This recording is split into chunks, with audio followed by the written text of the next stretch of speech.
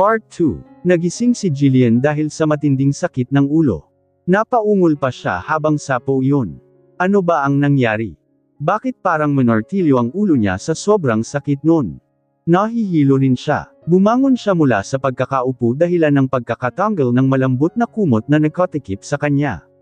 Bumaba ang tingin niya sa kanyang katawan at parang lumobo ang ulo niya sa tumambad sa kanya. As in na walang damit ni isa hubot-hubad. O may sisigaw na sana siya sa matinding pagkasindak ng may gumalaw sa tabi niya. Doon lang niya napansin ang lalaki na mahimbing na natutulog sa kama kasama niya. Natutap niya ang bibig habang mabilis na tumitibok ang kanyang puso. Sino ito? Sino ang lalaking ito? At bakit sila magkasama sa iisang kama? Tandang padamdam. Dahil sa pagkakatarante ni Jillian ay nahulog siya sa kama.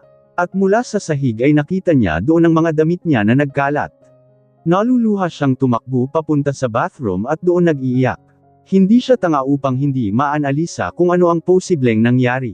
Tumingin siya sa salamin. Tadtad ng tsikinini ang buo niyang katawan, may mga bakas din ng ngipin sa kanyang balat na parabang nanggigigil sa kanya ang lalaki kagabi. Napaupo siya sa inidoro habang sapo ang mukha at umiyak. Makirot ang pagitan ng kanyang mga hita na lalong nagpatibay na wala na ang pagkabirhen niya. Paano iyon nangyari? Ang huli niyang naaalala ay masaya silang nagkukwentuhan ni Mr. Zimmerman at nagpaalam siya upang mag-ker. Tapos may lalaking humila sa kanya sa loob ng kwarto. Tapos marahas na pinunasan ni Jillian ang kanyang mga luha at madaling nagbihis. Walang silbi na nag-iyak pa siya. Tapos na. Wala na siyang magagawa pa dahil hindi na niya maibabalik pa ang nakaraan. Hinablot ni Jillian ang nakitang malaking jacket na pakalat-kalat sa sahig. At habang isinusuot iyon ay hindi niya maiwasan na pagmasdan ang lalaki sa gitna ng kama. Nakadapa ito at kitang-kita ng mga nanlalaki niyang mga mata ang matambok nitong puwet. Sobrang tanggos ng ilong, mapula na labi at sobrang haba ng mga pilak mata. Tuldok. Tangina. Sino ang nilalang na ito? Kampan ba ito ni Adonis? Ang swerte naman niya na nakasama niya ito sa isang gabi. Umiling si Jillian at sinapak ang sarili. Gwapo nga ang Judas pero hindi siya natutuwa sa nangyari. Sana lang ay hindi siya mabuntis. Madami na siyang problema na kinakaharap at ayaw niyang madagdagan pa iyon. Gusto niyang magkaanak pero hindi pa muna sa ngayon. Lumabas na siya sa kwarto at gaya nga ng inaasahan niya ay nasa club pa siya. Magtatanghal na ayon sa nakita niyang orasan sa may dingding. Mga nagpa-practice ng sayaw ang naabutan niya sa ibaba. Ang iba ay nginisihan siya habang ang ilan naman ay tinaasan siya ng kilay. Hindi niya alam kung babalik pa ba siya dito mamayang gabi. Tuldok. Saan ka nanggaling? Buong gabi kang wala. Kung saan-saan nakita hinanap pero ni anino mo ay hindi ko makita. Leon ang bungad sa kanya ng Kuya Ruben niya nang makauwi siya. Naghanap ako ng pera. Wala naman akong ibang aasahan sa mga bayarin sa hospital, sagot niya at nilagpasan ang kapatid. Nagtrabaho sa gabi. Nagpapagamit ka no? Sa bagay, ano pa ba ang aasahan ko? Ngisi ni Mara habang nagpapa-pedicure ito sa kanilang kapitbahay. Anong sinabi mo? Nanliit ang mga mata niya na binalingan ng babae. Hinablot naman ng Kuya Ruben niya ang kanyang braso at iniharap siya dito. Galit ang anyo nito. Magtapat ka nga sa akin, Jillian.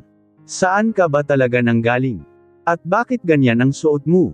Jacket ng lalaki yan Humalaklak si Mara. Nako Ruben.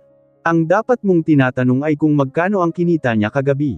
Mukhang nakats-amba ang kapatid mo. Tingnan mo naman ang jacket na suot. Halatang mamahalin. Nang uuyam pa itong tumawa. Ipiniksi ni Jillian ang kamay ng Kuya Ruben niya na nakahawak sa braso niya sa kahinarap si Mara. Pwede ba? Huwag na huwag mo akong itutulad sa sarili mo na kung sino-sinong mga lalaki na lang ang tumitikim sa iyo. Hindi ka na nahiya kay Kuya Ruben na nagpapakain sa iyo. Kitang-kita niya kung paano pumula sa inis ang mukha ni Mara dahil sa sinabi niya. Anong sinabi mo? Bingi ka ba o baka gusto mo ulit na marinig ang katotohanan? Taas kilay niyang tanong dito. Jillian. Saway ng Kuya Ruben niya kaya bago pa ulit siya makarinig ng kung ano-ano ay pumasok na siya sa kanyang kwarto at nagkulong. Tinanggal niya ang suot na jacket at basta na lang iyon itinapon sa kung saan. Paghiga niya sa kanyang kama ay doon niya naramdaman ang sakit sa buong katawan. Magpapahinga na muna siguro siya bago dumalaw sa hospital. Kasalukuyan na nakatitig si Jillian sa kanyang ina na nakarete sa kama nang biglang tumunog ang cellphone niya. Nang makitang si Doc Lance ang tumatawag ay agad niya iyong sinagot. Lang araw din itong nawala at ngayon lang nagparamdam. "Hello, Doc," sagot niya. "Where are you? Libre ka ba ngayon? May important akong sasabihin sa iyo." 0 Nasa hospital ako. Pupunta ka ba dito? Just meet me at the Lake Restaurant. Doon na lang tayo magkita. Matapos ang tawag ay agad na pinuntahan ni Jillian ang nasabing restaurant, malamang na tungkol ito sa paghahanap nito ng heart donor. Agad nga niyang namataan si Lance. Mag-isa ito sa mesa at nakatulala, malayo ang tanaw na parang malalim ang iniisip. "Doc Lance," pukaw niya. "Oh, Jillian. Maupo ka," anito at umayos ng upo. "Bakit niyo ako pinatawag dito? May update na ba tungkol sa donor?" Tanong niya pagkaupo. Tumango ito. "May auction na magaganap bukas ng gabi. Ako mismo ang pupunta doon para masiguro na tayo ang makakakuha nun." Parang nabunutin ng tinik ang dibdib ni Jillian sa narinig. Hindi niya tuloy mapigilan ang mapangiti. "Magkano kaya?" Wala sa sarili niyang tanong, 10 milyon is the starting bid. Kulang na lang ay lumuwa ang mga mata niya sa halaga na binanggit ni Lance. 10 milyon. Saan naman siya kukuha ng gaanong kalaking pera? Tandang pananong. At pwede pa liyong tumaas depende sa kung gaano ito ka-in-demand, dagdag pa ni Lance. Gustong panghinaan ng loob si Jillian pero agad niya iyong sinupil. Dapat ay maging masaya siya dahil sa magaganap na auction. Isang beses lang na dumating ang ganitong pagkakataon kaya hindi niya dapat ito palampasin. Kung pera lang ang kailangan then gagawa siya ng paraan. But you don't need to worry about the money. Ako na ang bahala, Jillian. Lumipad ang tingin niya kay Lance at seryoso itong tinitigan. Hindi niya talaga alam kung ano ang niluluto nito. Tinanggap lang niya ang mga tulong nito dahil sobrang kailangan niya. Nagpapasalamat siya pero ayaw na niyang madagdagan pa ang mga utang dito. Natatakot siya na baka maningil ito sa ibang paraan balang araw. Tumango na lang siya dito at tipid na ngumiti. "Salamat, Doc Lance. Babayaran ko rin ang mga nagatos mo. Hindi na kailangan pa. Kumain ka na ba?" Pag-iba nito ng usapan. Umiling siya sa una nitong sinabi. Sa ngayon ay walang ibang paraan kundi umasa dito. Pero habang nasa auction ito ay maghahanap din siya ng instant money. Napaisip siya, magkano na kaya ang isang kidney ngayon? Nababaliw ka na ba, Madison? Alam mo ba kung sino ang binabangga mo? Hindi mo siya pwedeng kalabanan. Pangaral ni Kylie sa kaibigan. Inis na inginudngod ni Madison ang kanyang sigarilyo sa ashtray.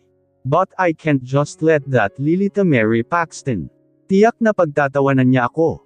Hindi nga ako papayag na ako ang matalo sa aming dalawa. Alam mo namang talo ka na, Mads. Si Lily ang mahal niya, hindi ikaw. Siya nga ang papakasalan di ba?" Muling kumuha ng isang stick si Madison at sinindihan iyon. Pareho silang modelo ni Lily at mortal niya itong kaaway. Mainit ang dugo nila sa isa't isa at lalong tumindi ang galit niya sa babae nang malaman na boyfriend na pala nito si Paxton, ang ex niya. Ito ang lalaking tanging minahal niya na kahit nahiwalay na sila ay hindi pa rin siya nakaka-move on dito. Tapos ngayon ay malalaman niya na ikakasal na pala ang mga ito. Impakta ang babaeng iyon na nagpapanggap lang na santa. Madami na itong nabiktima dahil sa balat kayo nito. Muntik na ngang magpakamatay noon ang kapatid niya dahil bigla na lang itong iniwan ng babaeng iyon. Kaya hindi siya papayag na maging masaya ito. Kailangan nitong magbayad. Hindi na ito dahil kay Paxton. Ginagawa niya ito para sa ikakasya ng sarili niya. Nakikinig ka ba? Sikmat sa kanya ni Kylie. Hindi, sagot niya at nagbuga ng usok. Nasa po ni Kylie ang ulo dahil sa katigasan ng ulo ng kaibigan. Sa tingin mo ba ay may magagawa ka upang pigilan ang kasal nila? Nagsalubong ang mga kilay ni Madison. Are you underestimating me? Humalukip-kap si Kylie. Bakit? May plano ka na ba? Of course I have. Sa tingin mo ba ay gagawin ko ito kung wala akong plano? Ano nga? Inilahad ni Madison ang kanina pa tumatakbo sa isip niya. It will be risky kung siya mismo ang lalantad upang pigilan ang kasal. Kailangan niyang mag-hire ng tao na gagawa nito. At sino naman ang papayag sa gusto mong mangyari? Tandang padamdam panipit. Bulalas ni Kylie. Kilala ng lahat si Paxton. He is deadly. He is an evil billionaire at lahat ng kumalaban sa kanya ay nababaon sa hukay. Sinong matinong tao ang papayag sa gusto mong mangyari? Tandang padamdam panipik. Pwede ba? Bakit ba stress na stress ka hindi naman kita idadamay dito? I'm just concerned. Hindi na ba ako pwedeng mag-alala? Umiling si Madison. Hindi mo na mababago pa ang desisyon ko, Kylie. Napabuntong hininga na lang si Kylie dahil wala na siyang magagawa pa kapag nakapagdesisyon na ang kaibigan. What now? Saan ka naman kukuha ng baliw na papayag sa plano mo? Tumigil ang limousine na kinasasakyan nila dahil sa traffic. At mula sa gilid ng daan ay natanong ni Madison si Jillian na parang wala sa sariling naglalakad. Lalo pa siyang napangisi nang makita ang mukha ng dalaga. Madali lang. Ang kailangan lang natin ay isang desperadong tao. Baklakal, saan ka ba nagpunta kagabi at bigla kang nawala? Hinintay pa naman kita upang sabay tayong umuwi. Bungad sa kanya ni Barbie nang maabyutin niya ito sa may kanto. Kakauwi lang kasi niya galing sa pag-uusap nila ni Doc Lance. Pagod siyang umupo sa Third Avenue nitong bangko. Noon kanyang sasabihin dito ang nangyari sa kanya kagabi. Pasensya na. Umuwi kasi agad ako Hindi ka papasok ngayon. Umiling si Jillian. Pas muna ako ngayong gabi. Masama kasi ang pakiramdam ko. Hindi na nagkaroon pa ng lakas ng loob si Jillian na bumalik sa club. Natatakot siya na baka makita niya muli doon ang lalaki. Oo nga pala, anito saka nagkalkal sa dala na bag. Eto, pinapaabot ni Madam Lucille. Bigay daw ng customer mo sa VIP kagabi. Kinuha niya ang makapal na sobre na inaabot ni Barbie sa kanya. Pera, buksan mo kaya. Tumambad nga kay Jillian ang isang makapal na bungkos ng malulutong na tig-1,000. Napalunok siya at tiningnan si Barbie na nakatingin sa kanya. Para sa akin ito. Oo nga, bigay ng customer mo kagabi. Wow, mahina niyang usual habang tinatansya ang pera na hawak niya. 150k lahat iyan. Binilang ko na para sa iyo, hajijek ng kaibigan niya. O diba? Sinabi ko naman sa iyo na tiba-tiba ka kapag tinawag ka na doon sa itaas. Napangiti siya. Salamat, Barbs. Ay, bakit ka nagpapasalamat sa akin? Ganda mo iyan. Malaki iyan na puhunan. Hindi lubos akalain ni Jillian na bibigyan siya ni Sir Zimmerman ng ganito kalaking tip dahil lang sa pakikipag-usap niya dito. Napailing siya. Iba talaga ang mga mayayaman. Malaking pera ang hawak niya pero barya lang ito sa laki ng halaga na kailangan niya. Saan ba? Siya kukuha ng instant na pera. Isang lakaya niya ang lupa at bahay nila sa bangko. Ganon nga ang ginawa niya kinabukasan. Hawak ang titulo at ilan pang mga legal na dokumento ay tumulak siya sa isang kilala at malaki na bangko upang magtanong. Nagtatalo pa ang isip niya kung tama ba itong gagawin niya. Miss, pwede ba kitang makausap? Binalingan ni Jillian ang lalaking bigla na lang na sumulpat sa gilid. Mabilis siyang lumayo sa lalak at pinagmaesdan ang suot at kabuoan nito. Para itong butler. Mukha naman itong matino kaya kinausap niya ito. Bakit po? Pwede ba kitang maimbintahan sa loob ng sasakyan namin? Gusto ka raw na makausap ni Miss Madison. Madison? Sino iyon? Amo ko po. Sinundan ng tingin ni Jillian ang nakalahad na kamay ng lalaki sa nakaparadang mahabang sasakyan sa gilid ng kabilang daan. Ano nga ba ulit ang tawag sa ganong klase ng sasakyan? Limousine. Biglang bumukas ang bintana nito at iniluwan noon ang dalawang sosyal at magagandang babae. Seryoso na nakatingin sa kanya ang isa habang ang isa naman ay malawak ang pagkakangisi at kamakaway pa sa kanya. Binalingan ulit ni Jillian ang lalaki. Bakit daw niya ako gustong makausap? Weird. Anong kailangan ng mga sosyal na iyon sa maralitang tao na kagaya niya? May ipapatumba ba ang mga ito sa kanya? May ipapagawa raw siya sa iyo kapalit ng malaking halaga. Literal na lumaki ang tenga niya sa narinig. Ito na ba ang sagot sa mga dasal niya? Ano raw ang ipapagawa niya? Nagdududa niyang tanong. Hindi ko po alam. Mas mabuting siya po ang tanungin niyo. Hanggang sa namalayan na lang ni Jillian ang kanyang sarili sa loob ng mag-ara at mamalan na. Sasakyan. Amoy mayaman ang sasakyan na nahaluan ng mumunting amoy ng sigarilyo. Bahagyang madilim ang loob pero maliwanag pa rin niyang nakikita ang dalawang babae sa kabilang parte ng upuan. Nagkatitigan lang silang tatlo. Kinu-question tuloy ni Jillian ang sarili kung bakit ang dali niyang pumayag na sumama sa mga ito. Dahil ba sa matinding pangangailangan? Umuusad na ang sasakyan at hindi niya alam kung saan sila pupunta. Tumikim ang babaeng may maikli na buhok, iyong kamakaway kanina sa kanya. Sobrang ganda ng mga ito sa malapitan. Ang kikinis ng mga balat.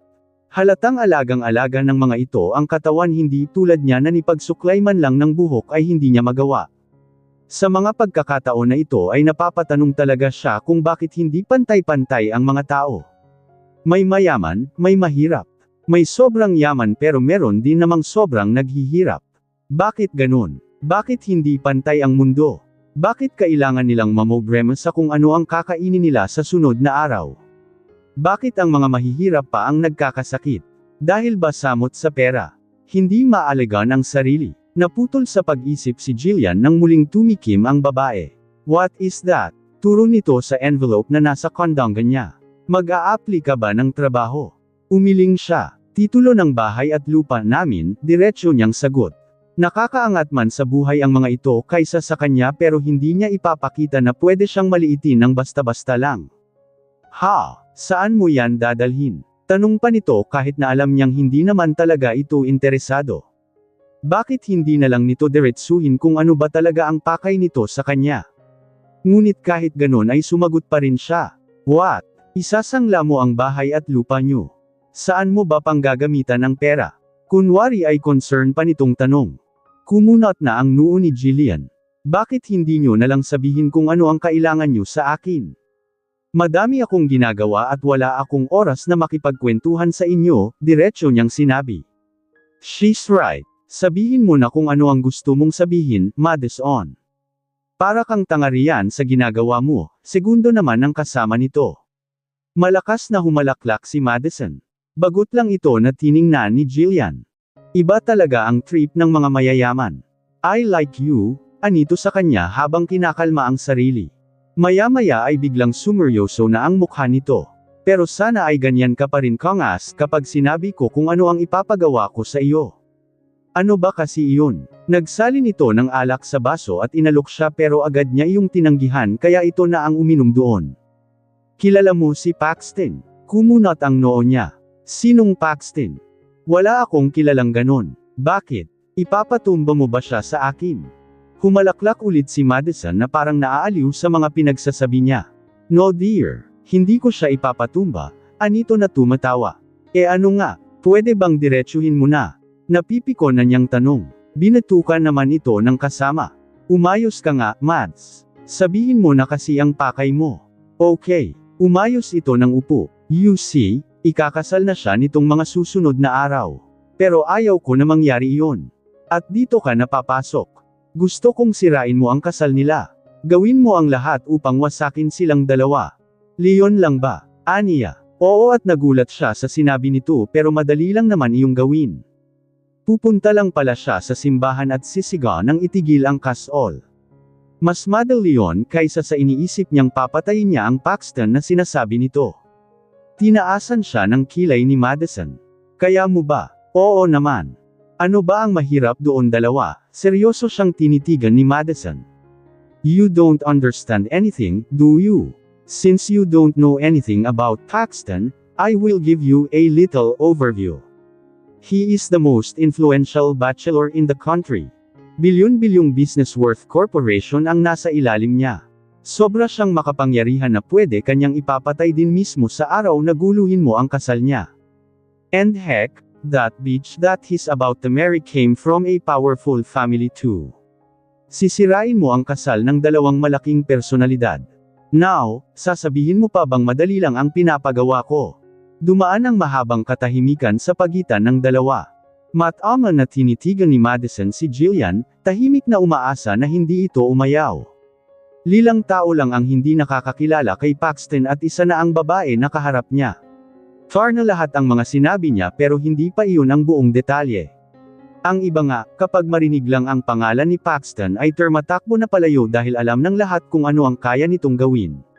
Kapag umayo itong babaeng kaharap niya ay mahihirapan ulit siyang makahanap ng iba. Kailangan niya ito. Wala na siyang oras pa na maghanap ng bago. Hindi naman inaasahan ni Jillian na ganun pala kapanganib ang gagawin niya. Pero ito lang ang nakikita niyang solusyon sa problema sa pera. Mapupulot siya sa kangkunan kapag pinakawalan pa niya ito. Hayes, bahala na. Magkano ba ang ibabayad mo? Tanong niya kay Madison. Ngumisi ito ng malawak at kulang na lang ay magtatalon sa tuwa. Name your price, honey. Tumaas ang kilay niya, hindi inaasahan ang naging sagot nito. Ngunit hindi na siya nagpaligoy-ligoy pa at taas noong nagsalita, 100 milyon.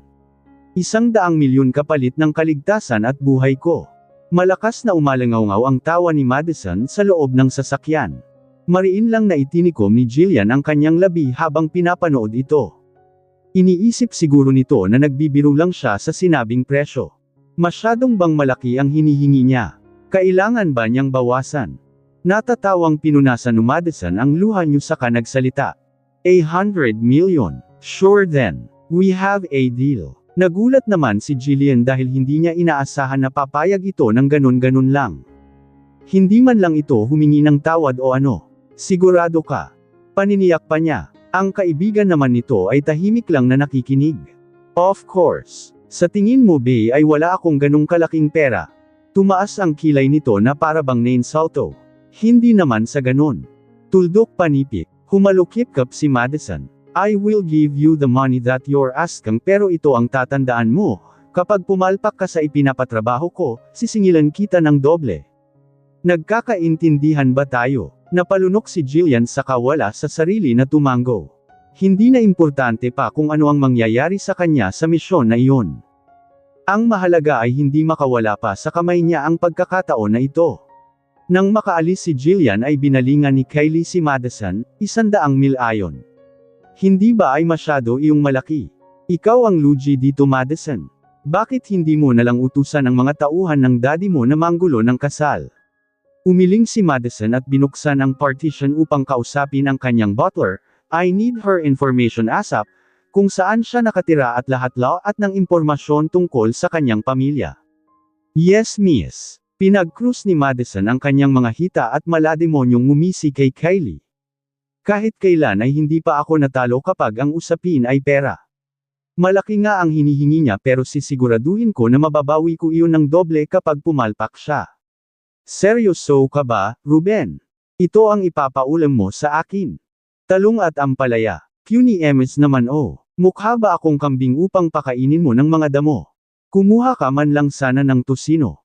Leon ang naabutan ni Jillian pag-uwi niya. Tinapunan niya ng tingin ang dalawa na nasa hapag-kainan. Nag-aaway ang mga ito at rinig na rinig sa labas ang malalakas na boses ng mga ito. Ito nga lang ang kayang bilhin ng pera ko. Bakit hindi ka rin kasi bumili ng ulam natin? Ako na lang lagi. Ikaw itong lalaki sa ating dalawa. Anong aasahan mo? Na ako ang maghahanap buhay. Trabaho mo na buhayin ako. Sigaw ni Mara. Ang sinasabi ko lang naman ay kung gusto mong kumain ng masarap ay bumili ka na lang. Okay na sa akin itong mga gulay. Nakita niya na napipiko na ang Kuya Ruben niya sa babae. Sino ba naman kasi ang hindi? Wala nang ang ginagawa ito dito sa bahay pero gusto pa ay laging inasarap ang ulam. May kinikita naman ito sa club. Bakit hindi man lang kasi nito magawang mag-ambag? Simula noong nag-away sila dahil sa kanin ay kadalasan na sa labas na siya kumakain. Lalo na ngayon na silang tatatlo na lang sa bahay. Ayaw na niyang makialam pa sa dalawa. Mura lang din naman ang kinakainan niya na carinderia dahil may budget meal. Kung minsan ay kanin lang ang binibili niya at humihingi na lang ng libreng sabaw pang ulam, pues, hindi okay sa akin yang mga damo na yan. Kung ganito lang naman pala ang mararanasan. Kung sa piling mo ay mas mabuting maghiwalay na tayo. Maktol ni Mara at nagdadabog na umalis. Napailing na lang siya nang wala pang isang segundo ay parang naging maamong tuta ang Kuya Ruben niya at ina mo ang babae. Sorry na, love. Huwag ka nang mag-alit paglalamang ng Kuya Ruben niya habang hinihila si Mara paupo sa harap ng hapagkainan. Hintayin mo lang ako saglit. Uutang lang ako ng tosino dyan sa may tindahan. May iba ka pa bang gustong ipabili? Napangisi si Mara at hinaplos ang pisngi nito. Kumuha ka na rin ng Pepsi, mahal. Alam mo namang hindi ako makakakain kapag walang soft drinks. Sure, mahal, nangingiti na sagot naman ng Kuya Ruben niya. Kulang na lang ay magkaroon ito ng buntot at kumawag-kawag. Nang mapansin siya ng kapatid niya ay biglang nagiba ang ekspresyon nito. Bakit ngayon ka na naman umuwi? Lagi ka na lang ginagabi sa labas ah.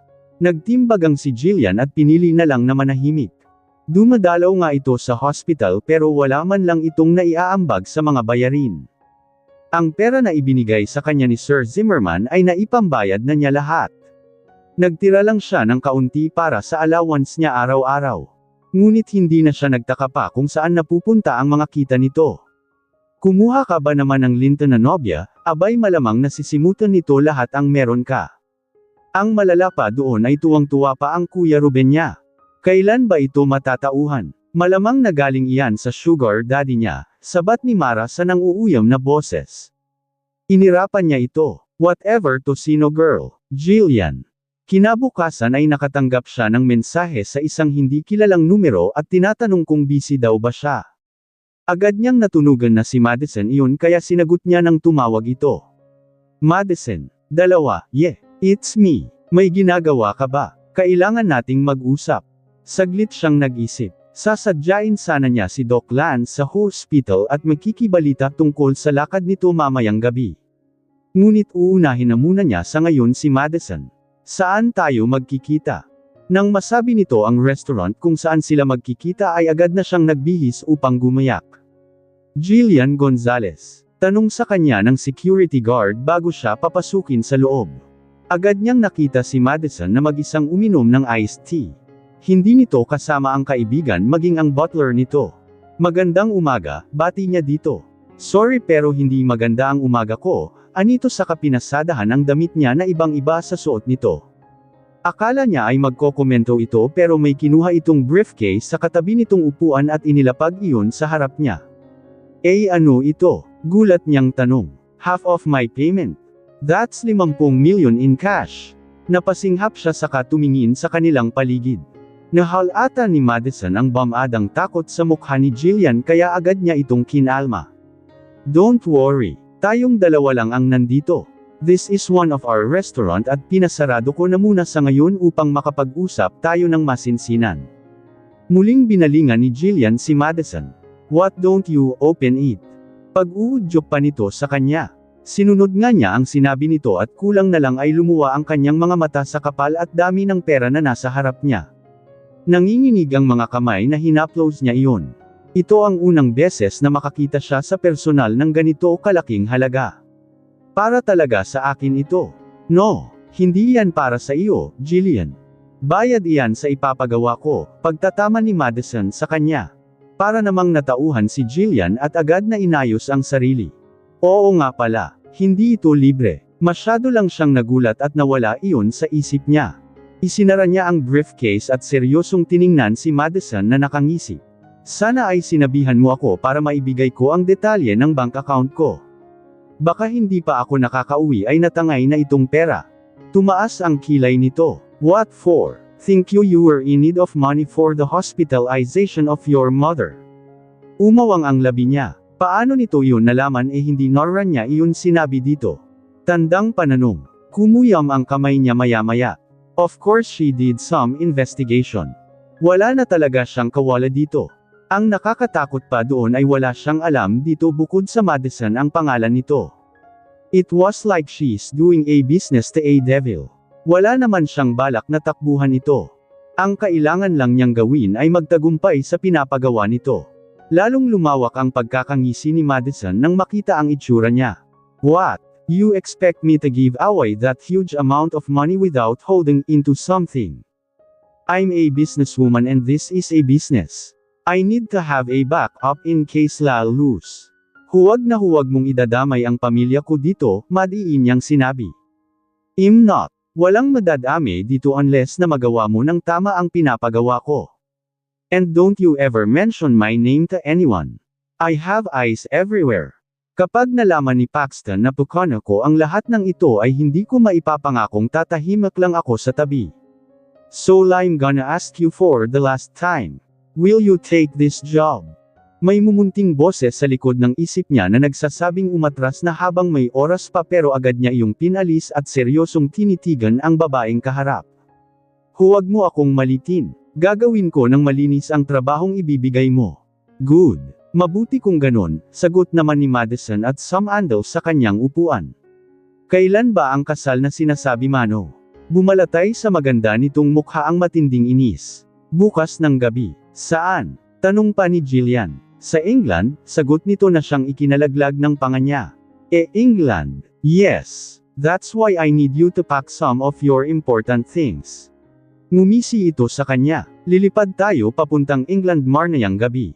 Abot-abot ang kaba ni Jillian habang pauwi siya. Matapos ng pag-uusap Ayla ni Madison ay umalis ito agad dahil asikasuhin daw nito ang mga dadalhin sa pagpunta nila sa England. Sa hospital din agad ang diretsyo niya matapos nun habang bitbit ang pera upang ibigay kay Doc Lance. Hindi pa rin mawala-wala sa isip niya ang itsura nito pagkakta sa ibinigay niya. Para itong investigador sa dami ng mga tinanong. Nagalit pa ito dahil hindi naman daw siya nito sinisingil at ito na ang bahala sa lahat. Ang ginawa na lang niya kanina ay tinakasan ito. Pero ang lokong doktor ay hinabol din siya. Ang labas tuloy ay naghabulan sila sa koridor ng hospital. Napailing si Jillian at huminga ng malalim upang kalmihin ang kanyang sarili. Mabuti na lang at wala siyang naabutan na tao sa kanilang bahay. Walang dapat makaalam kung saan siya pupunta ngayong gabi. Isa iyon sa mga kabilin-bilinan ni Madison kanina. Ang tanging bag lang na meron siya ay ang bag niya noong college siya. Matibay yun dahil galing pa sa abroad. Pabigay lang ng isa sa mga suki ng kanyang ina noon, lilang pares lang ng damit ang inilagay niya doon. Kung papalaran na maging successful ang misyon niya, then uuwi din sila agad sa araw na iyon. Pero kung hindi, huminga ulit siya ng malalim. Baka hindi na siya makabalik pa ng Pilipinas. 5:30 p.m. I have a bad news. Nag-angat ng tingin si Lance nang walang paabong bumukas ang pintuan ng kanyang opisina. Iniluwa nun si Morgan na halatang bad trip. Bad news. Aniya at itinigil ang ginagawa. Kanina pa siya napipikon dahil kay Jillian. Kanina pa niya ito tinatawagan pero hindi man lang sumasagot ang dalaga. Nagtataka talaga siya kung saan ito kinuha ang ibinigay na pera sa kanya. Gumagawa na rin ba ito ng illegal? Binalingan niya si Morgan na nakaupo na sa harap ng kanyang lamesa, handang dagdagan ang kanyang mga problema. May kumakalat na balita sa underground. May nagtip na pupunta raw ang mga Ravens sa auction mamaya. The Ravens. Hinilot ni Lance ang kanyang sentido.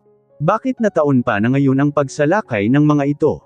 Paano nila natunugan ang auction? Kailan pa nagkaroon ng butas ang mga aktibidad ng Lima Group? Dagdag niya, I don't know. But I think it's better na huwag ka na lang pumunta. Alam mo naman siguro ang nangyari last year noong lumusab sila. Madaming nahuli at nakulong. Pati si, stop it right there, tiimbagang napigil niya. Ayaw na niyang marinig pa ang kasunod ng sasabihin nito. I'm sorry dude, hinjang despensa ni Morgan. I just want you to see na mapanganib ang pumunta doon. Umiling siya at muling binalingan ang briefcase na nasa tabi niya. Alam niyang kumapit na sa patalim si Jillian upang mailigtas ang ina nito. Hindi niya ito pwedeng bigon. Sinundo si Jillian ng butler ni Madison base na rin sa oras na napagkasunduan nila. Kinakausap siya nito paminsan-minsan pero halos hindi siya makapagsalita. Tumingin si Jillian sa labas ng bintana. Gabi na, madilim na ang paligid ngunit kay gandang. Pagmasdan ng mga ilaw galing sa mga establishmento at mga sasakyan. Bago siya umalis sa kanilang bahay ay tinext na muna niya ang Kuya Ruben niya na mawawala siya ng ilang araw upang magtrabaho. Ayaw naman niya na mag-alala ito sa kanya kahit papaano. Hindi po dito ang daan papuntang airport puna ni Jillian nang makita ang kanilang dinadaanan. Hindi po sa airport ang punta natin Miss Jillian. May private plane sina Miss Madison at iyon ang gagamitin ninyo. Mas convenient iyon para makaalis kayo agad kapag natapos na ang trabaho nyo doon, sagot ng butler. Private plane. Gaano ba kay-amon si Madison para magkaroon ng sariling eroplano? Napailang si Jillian. Hanggang ngayon ay hindi pa rin siya makapaniwala kung saan sila pupunta. Sa England, sa ibang bansa iyon, makakasakay siya sa eroplano sa unang pagkakataon. Naghalo na ang kaba at excitement niya ng mga oras na iyon.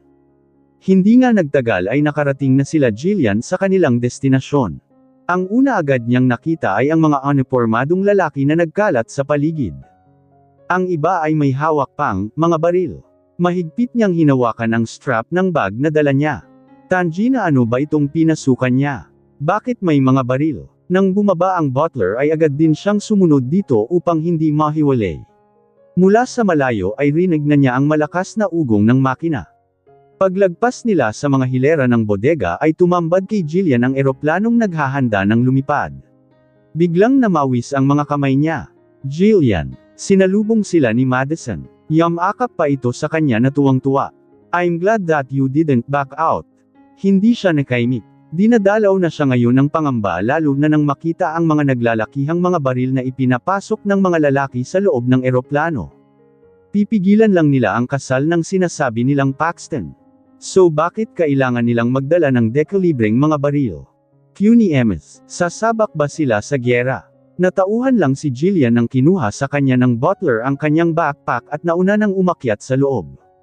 Inakay naman Slya ni Madison habang nagsasalita. Hindi na nga lang niya maintindihan ang mga sinasabi nito. Nang makapasok na sila sa loob ng eroplano ay hindi na nga niya napigilan pa ang magtanong. Sino sila? Bakit sila kasama? Tukoy niya sa mga unipormadong kalalakihan na nakaupo na habang ang iba ay inaayos ang mga baril at radyo na dadalhin. Don't mind them. They're my bodyguards. Bakit ang dami naman ata ng mga bodyguards mo? Natawa si Madison habang dinadala siya sa kabilang parte ng eroplano kung nasaan si Kylie na nakaupo. Jillian, we're going to infiltrate a goddamn private and exclusive wedding. Madaming mga bantay sa paligid ng venue. Sa tingin mo ba ay may tsansa kang makapasok doon without the help of my men? It's our job to let you in and the success of the mission will depend on your acting skills. Huwag na huwag kang papalpak kung ayaw mong iwan ka namin doon. May pagbibiro man sa huling sinabi nito ay alam niyang may posibilidad na gawin nga nito iyon. Walang nakakaalam na pupunta siya sa England. Wala siyang sinabihan ni isa. Kung sakaling pumalpak nga siya at iwan siya ni Madison doon ay katapusan na talaga niya. Kahit na ipahanap siya ng Kuya Ruben niya ay impossible na matagpuan pa siya kung nasa ibang bansa na siya. Magpahinga ka muna. Matulog ka kung gusto mo. Gigisingan na lang kita kapag nakarating na tayo sa ating destinasyon. Unti-unti nang gumalaw ang eroplano. Nakatanaw si Jillian sa labas hanggang sa tuluyan na. Silang nasa himpapawid. Nanunuyo ang lalamunan niya at hindi niya alam kung makakatulog ba siya. Flight hours, Radio 4 Communication lula ng isang van ay dumiretso sina Jillian at ang grupo ni Madison sa isang rest house na ibinok ng huli. Pagkarating doon ay agad na nag-set up ng mga gamit ang lahat. Naglabas ang mga ito ng monitor at bawat isa ay may nakakabit na earpiece sa kanilang mga tenga. Hinarap ni Madison si Jillian na nahilo dahil sa mahabang biyahe. Tiningnan niya ang oras sa kanyang relo, give you 1 hour to rest. Pagkatapos nun ay bumaba ka para sa maikling meeting natin. Tumango si Jillian at hindi tinanggihan ang alok ni Madison na pahinga. Hindi nga siya nakatulog sa biyahe dahil sa pagkahilo. Ang nakakahiya pa doon ay nagsusuka pa siya sa loob ng eroplano. Nasa England na sila, halos hindi niya nagawang pagmasdan ng paligid kanina. Pero base sa hangin, sa klima at sa amoy ng paligid, nasa estrangherong bansa na siya. Pagsapit ng alas 8 ay muli siyang tinawag ni Madison. Nasa balcony silang tatlo. Siya na tensyonado, si Kylie na nakaharap sa isang laptop at si Madison na may kausap sa cellphone. Okay, good job, ani Madison at pinatay ang tawag. Binalingan nito si Kylie na nasa tabi nito. How was it? Hawak ko na ang buong coverage ng mga CCTV sa paligid. Ibibigay ko na lang ito kay Ronald upang siya na ang mag-handle ng buong team. Nakarating na ba sila doon? Tumango si Madison at tumayo. Yeah, ngunit wala pa raw ang mga importanteng bisita. And as expected, madaming mga bantay ang nakakalat.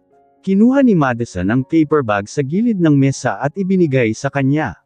Wear that dress. Binuksan ni Jillian ang bag upang tingnan ang damit. Bakit kulay itim? Maang niya. May abungot pang kasama. Bakit hindi? Ganon naman talaga sa mga palabas sa TV para mas dama ang emosyon. Hindi siya umimik kaya nagpatuloy ito. Magbihis ka na. Mahigit 1 oras ang biyahe mula dito hanggang sa venue ng kasal. Hindi ka dapat malate. Sunod sonyeran lang si Jillian sa bawat utos ni Madison. Suot na niya ang damit, solo na rin niya ang sasabihin mamaya. Nasa loob lang sila ng van habang hinihintay ang senyales na pwede na siyang bumaba. Namimulag pa ang mga mata niya habang tinitingnan kung paano isa-isa na magtumbahan ang mga nakabantay sa paligid ng venue. May mga bantay nga pero walang nakakaalam na may lulusab talaga. Bukod pa doon ay halos mga sniper lahat ang mga punadila ni Madison dito. Binuksan ng kasama niyang lalaki ang katabi niyang pintuan at basta na lang siya nitong itinulak palabas. Muntik pa siyang mapasubsob sa semento. Abat gago ka ah. Senggal niya dito. Tinatukan siya nito ng baril. Tumahimik ka. Bilasan mo. Kapag hindi ka alak sa loob ng 15 minutos ay babalik na kami sa rest house kahit hindi ka namin kasama. Nagngingit-ngit man ang loob ni Jillian pero itinuon na niya ang buong atensyon sa misyon. Inayos niya ang damit at tinaluntan na ang daan papasok sa loob ng Malakastilyong Cathedral. Sobrang ganda. Ngunit wala siyang oras upang hanggan ang kagandahan ng paligid. Malapit na siya sa pintuan at rinig na niya ang palitan ng wedding vows. Doon na nagsimula na manggatag ang mga binti niya. Pinagpapawisan na rin siya ng malapot. Nang makapasok siya sa loob ng cathedral ay mariin siyang pumikit. At katulad ng palabas sa mga pelikula ay buong lakas siyang sumigaw nang itigil ang kasal.